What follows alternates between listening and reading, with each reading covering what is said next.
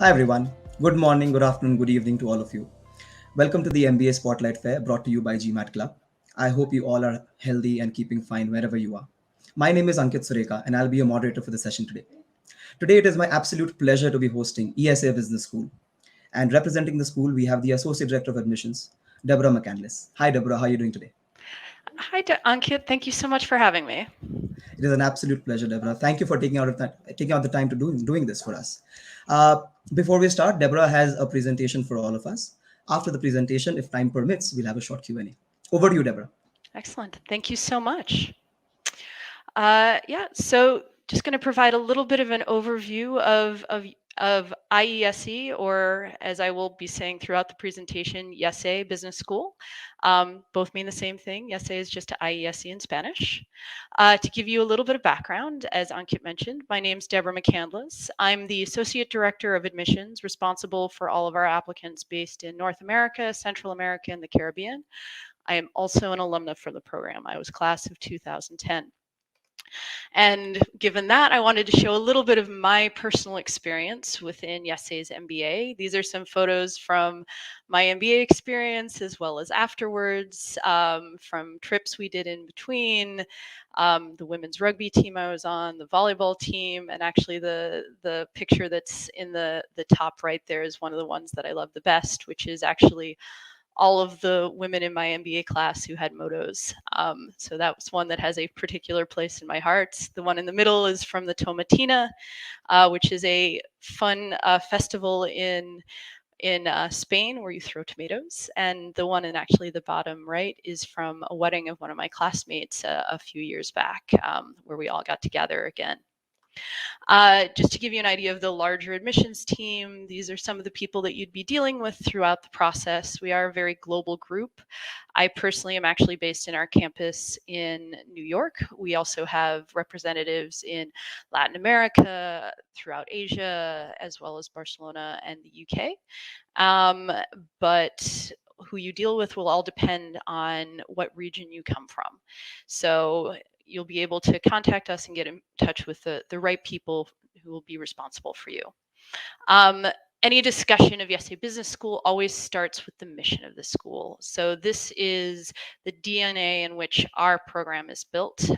Basically, it's to support leaders who aspire to have a deep and positive and lasting impact. And this feeds into how we teach our classes, how we like to run our community, and the kinds of people we like to see engaged within our program as well. And this is not just for the MBA, but across all of our programs. Just to give you a little bit of an idea of kind of the pillars on which our program is built. Entrepreneurial spirit is definitely one. It's been part of the program since the beginnings.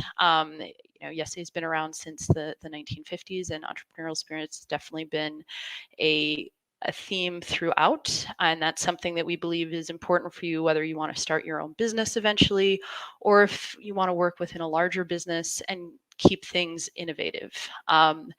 General management as well. So IESE covers a wide range of topics with the goal of making sure that you're prepared to step into leadership roles down the line and understand how all of the parts of the business fit together. A global mindset, any MBA class at IESE is going to pull from all over the world. And we believe that diversity of perspective, diversity of cultures makes for a more enriching experience for everyone and a broader perspective, and obviously positive impact going back to the mission. And at the center of everything is really people. People need to be part of every business decision that you make. And give you a little bit of an overview of the program itself. This is what our program looks like. I'm not going to go into too much detail, but first year for us is core curriculum. You cover a very broad range of topics with the goal of giving you a solid foundation. For those that do our traditional MBA, which is 19 months over the summer, you typically do an internship, though there are some alternatives to internships as well. And then the second year is your year. So it's where you get to decide which electives are going to be most important for you. It's also when travel's allowed is where there's typically a lot of the more physically international elements of the program. So we have 4 international intensive modules that are treated like electives that can take you to New York, Brazil, Nairobi, Kenya, Shanghai, China, that are focused on how business works in those particular regions. And there's also study abroad in the second year, where we have about 30 partner institutions around the globe. So you can do a full term at another school if there's particular global aspects of the globe that you're interested in. Otherwise, there is tons of things to do on campus in Barcelona itself. We have more than 130 electives offered, so you really have the chance to customize it to what you find most relevant. We also offer 4 concentrations, not a requirement, just available if you want to signal to the market that you have particular depth in a field. And we offer that in international business, in finance, in entrepreneurship and innovation, and in data analytics. And we also have a 15-month program, and the difference is basically the summer. So for 15 months, for people that want to do more consolidated version, you finish up in December of the second year. Just to give you an idea of what our class profile looks like, typically we've got a little over 350 students from all over the globe. These are some averages, but keep in mind there's, everyone's an individual coming to the program, so don't feel that you need to be pegged to these specifics. As you can see, we also pull very, very globally. So there's typically over 55 nationalities in a year, and people also come from a lot of different professional backgrounds. And that also leads to a little bit of what I like to focus on in terms of how we teach. We're very heavy on case study method. So if you're not as familiar with case study method, basically you're given a business situation and you're asked to put yourselves in the shoes of the manager and decide what path you go forward with. So it deals a lot with a more real world situation. So it's not purely theoretical. You're dealing with learning a lot about a lot of different topics, but with the complexity and the grayness that you find in the real world.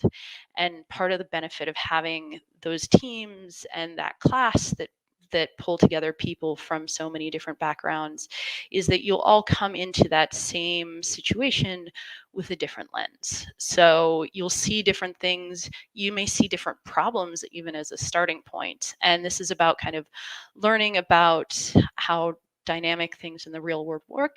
There isn't necessarily one right answer. It's more about being able to follow that journey and ask the right questions and know what you would do and how you would justify it in the end, even if you don't agree with the people in the room. And that's all about preparing you for more of a leadership perspective and more of a strategy mindset post MBA as well. And that also means that for us, our classes are very discussion based. So it is very interactive. So it is very active learning throughout. And for me, when I was in the MBA, that was a truly phenomenal way to learn and gather information and perspectives from all of the people in my class who all had so many interesting different things to add. Now moving on a bit to career development. Obviously, this is a big important part of why one is doing an MBA. This is from the class of 2020 to give you an idea of kind of where people have landed post MBA. I know personally I get a lot of questions about like what it's like to find jobs in Spain. Majority of our students don't actually stick around Spain. So just to give you an idea, kind of for this, like 17% is kind of Iberia, 15% is the rest of Europe, 24% in Asia Pacific, 14% North America, 24% South America. And, there are definitely people that use this to transition. So you can see the bottom third of our students do the triple jump. And a triple jump in this context means that you move geography, you move industry, and you move job function. A lot of people use the MBA as a transition tool in their career, and this is one of the ways that it can be very, very helpful in terms of being able to make bigger moves. And also I get a lot of questions about kind of careers afterwards and where people land. I will mention that, about a third of the class of 2020 ended up being sponsored for visas. So it doesn't necessarily mean that it was for Europe. People end up all over the globe and maybe sponsored for other parts of the world as well. And there's a very broad group of recruiters that come to IESE. So, as you can see, over 400 recruiters, and that spans a very, very broad range. In terms of where people placed from 2020 by sector, for the last few years, consulting has made up about a third of our graduating class.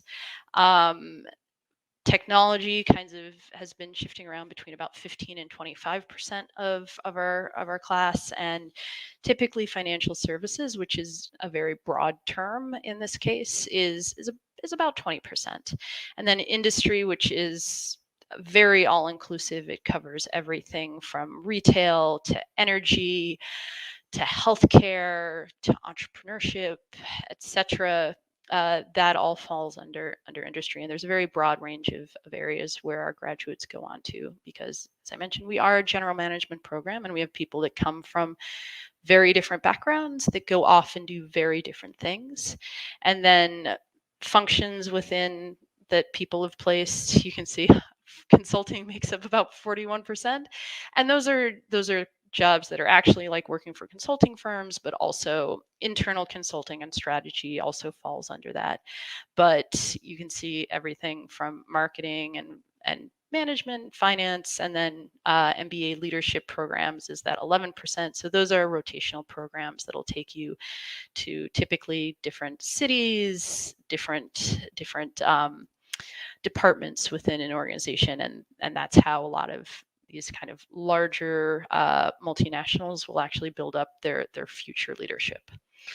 And now going on to the admissions process, we are already into our admissions cycle for the class starting in 2022. Our round one just passed in October. We have round two coming up on January 7th. And we also include on our website all of the important dates, including when our decisions are made by, as well as, when you hear about next steps and things like that. So if there's any specific questions, you can always come to the admissions team and reach out to us. A lot of this information is on our website as well. But just in terms of being able to prepare for your timing.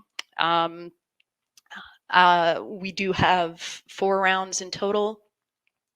Generally speaking, if you need to get a visa, it's probably better to go for a little bit earlier, just so that you have a little bit of time to go through the visa process to move to Spain. And there's other things that relate to kind of the timing of when you'd want to apply, but I'm sure I will get into that a bit with Ankit as well. In terms of our admissions process, just generally speaking, so you have a bit of a context, you send in all of the required documents. There isn't anything that's going to be too crazy. Like most business schools, we require the GMAT or the GRE. If you're not a native English speaker, we do require an English language test, though we will waive that for people who have worked or studied within an English-speaking environment. I just recommend talking to your associate director if you're not sure if that applies to you or not. And there'll be essays, and we'll need some of your professional background and academics as well. That gets reviewed by our admissions committee. Those that move forward get invited for a process interview. All of our process interviews are actually handled internally by IESE staff. Most of us, like me, happen to be alumni, but the point of this is we do have a very strong sense of community on campus, and we want to make sure that we know everyone that's coming into the program, so we don't actually outsource that to alumni around the globe. So we want to make sure that we get to know you through the process. People may also be invited to join us for an assessment day. Not everyone gets invited. I know everyone gets a little bit anxious if they feel like their process is different than others, but that's just another tool for us to see people in action, where you join us for an MBA exercise. I'm doing it virtually for the last year, but we are starting to transition to doing some of this in person. The format we will decide as we get closer with each round, and then final decisions are made. I will mention scholarship decisions. Sometimes they come with the admissions decision, sometimes they come separately. But with that, just for people that have questions afterwards, this is a bit of how to stay in touch with us. I do always recommend, if you can, join us for events. We are having a lot of virtual events around the globe, so you'll have to give you a chance to interact with students and alumni, with our various clubs, especially if you can't make it to Barcelona itself.